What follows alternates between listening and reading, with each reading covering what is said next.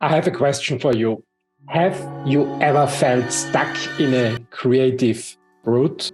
Maybe you have had trouble breaking through your mental blocks and bringing your vision to life.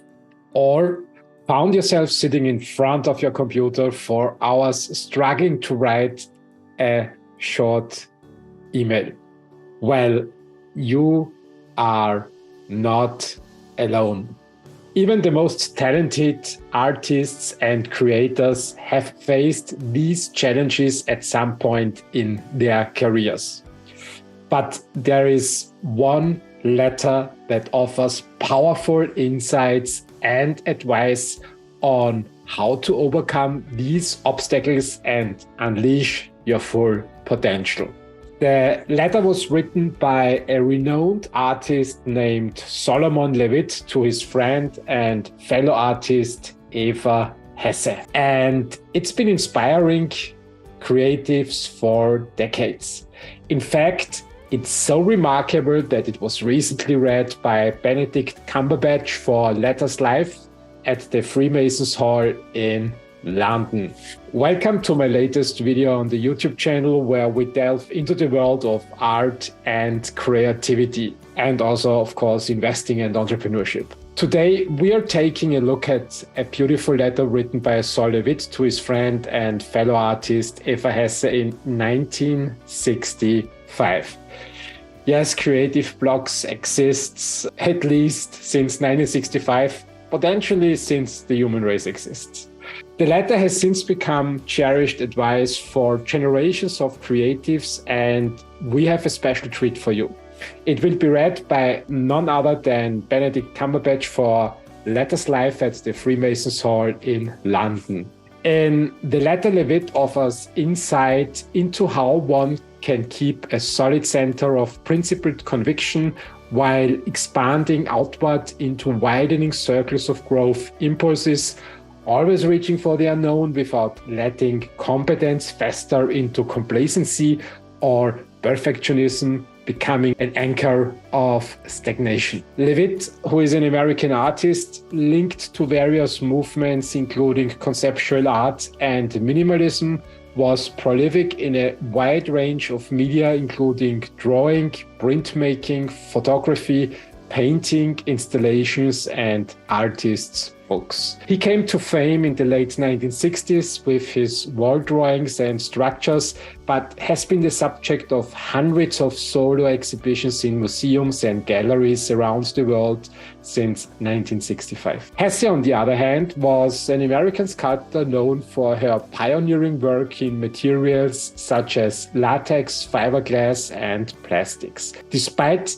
only creating work for a decade, she left a profound impact with her art. In the 60s, Eva and Sol embarked on a supportive friendship that would inspire them both. In 1965, while Eva was facing a creative crisis, Sol sent his friend a letter that has become cherished advice for generations of creatives. Benedict Cumberbatch will now read the entire letter originally included in the magnificent anthology Letters of Note, Correspondence deserving of a wider audience, edited by Sean Usher. So sit back, relax, and let's listen to the words of Sol LeWitt as read by Benedict Cumberbatch. Dear Eva, April 14th. Almost a month since you wrote to me, and you have possibly forgotten your state of mind. I doubt it, though. Seem the same as always, and being you, hate every minute of it. Don't. Learn to say fuck you to the world every once in a while. You have every right to. Just stop thinking, worrying, looking over your shoulder, wondering, doubting, fearing, hurting, hoping for some easy way out, struggling, grasping, confusing, itching, scratching, mumbling, bumbling, grumbling, humbling, stumbling, numbling, rambling, gambling, tumbling, scumbling, scrambling, hitching, hatching, bitching, moaning, groaning, honing, boning, horse shitting, hair splitting, nitpicking, piss trickling, nose sticking, ass gouging, eyeball poking, finger pointing, alleyway sneaking, long waiting, small stepping, evil eyeing, back scratching, searching, perching, besmirching, grinding away at yourself. Stop it and just do. LeWitt goes even further to urge Hesse to abandon her attachments to what her art must be. This sentiment calls to mind the central Buddhist notion of shunyata, or emptiness, which is a wellspring of wisdom. LeWitt encourages Hesse to stop overthinking her art and just let it be. He explains that by surrendering her preconceptions and attachments, she opens up her mind to infinite possibilities and frees herself from the constraints of perfectionism.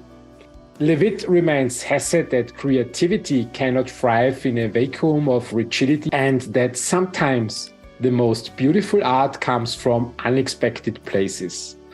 By letting go of her attachment to a specific outcome, Hesse can allow her art to unfold in its own unique and natural way. From your description, for what I know of your previous work and your ability, the work you were doing sounds very good. Drawing, clean, clear, but crazy like machines, larger and bolder, real nonsense. That sounds fine, wonderful. Real nonsense, do more. More nonsensical, more crazy, more machines, more breasts, penises, cunts, whatever. Make them abound with nonsense. Try and tickle something inside you, your weird humor. You belong in the most secret part of you. Don't worry about cool. Make your own uncool. Make your own world. If you fear, make it work for you. Draw and paint your fear and anxiety. And stop worrying about big, deep things such as to decide on a purpose and way of life, a consistent approach to even some impossible end, or even an unimagined end. You must practice being stupid, dumb, unthinking, empty. Then you will be able to do. LeWitt's letter is filled with valuable insights, but one of the most profound is his reminder that perfectionism can actually kill creativity. This is a sentiment echoed by many creatives, including Pulitzer Prize-winning author Jennifer Egan, who has said that bad writing is actually a way of priming the pump for great writing. LeWitt encourages Hesse to let go of her addiction to good work and instead use the bad as a springboard into the great. He writes, "Do not think about why you make art, just get it done.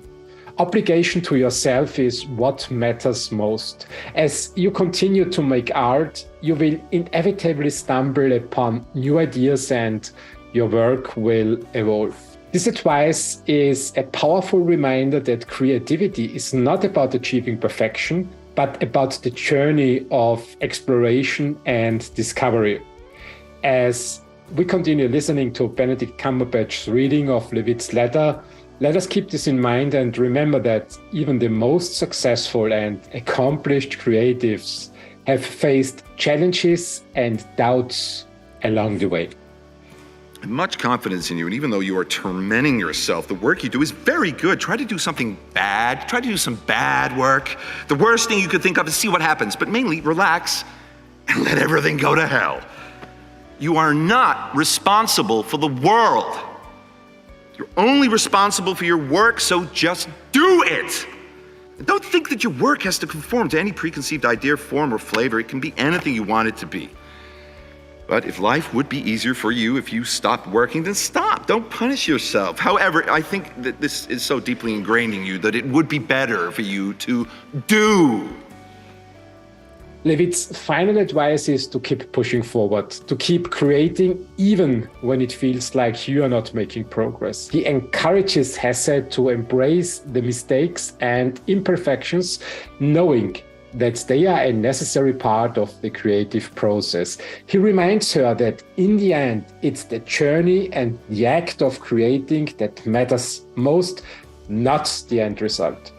And with that, we conclude Sol LeWitt's inspiring letter to Eva Hesse. It seems I do understand your attitude somewhat anyway, because I go through a similar process every now and again myself. I have an agonizing reappraisal of my work and change everything as much as possible and hate everything I've done and try to do something entirely different and better. And maybe that kind of process is necessary to me, pushing me on and well, the feeling that I could do better than that shit I just did. Maybe you need your agony to accomplish what you do, and maybe it goads you on to do better, but it's very painful, I know. It would be better if you had the confidence just to do the stuff and not even think about it. Can't you leave the world and art alone? Also, quit fondling your ego. I know that you or anyone can only work so much, and the rest of the time you are left with your thoughts. But when you work, or before you work, you have to empty your mind and concentrate on what you are doing. After you do something, it is done, and that's that. After a while, you can see some are better than others, but also you can see what direction you're going. I'm sure you know all that. You also must know that you don't have to justify your work. Not even to yourself. Well, you know I admire your work greatly and can't understand why you are so bothered by it, but you can see the next ones and I can't. You also must believe in your ability. I think you do. So try the most outrageous things you can. Shock yourself. You have at your power the ability to do anything. I'd like to see your work and we'll have to be content to wait until August. I've seen photos of some of Tom's new things at Lucy's. They're very impressive, especially the ones with more rigorous form, the simpler ones. I guess he'll send some more later on. Let me know how the shows are going and that kind of stuff. My work has changed since you left and it's much better.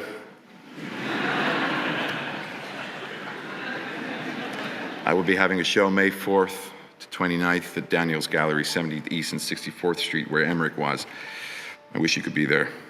Much love to you both. Sol.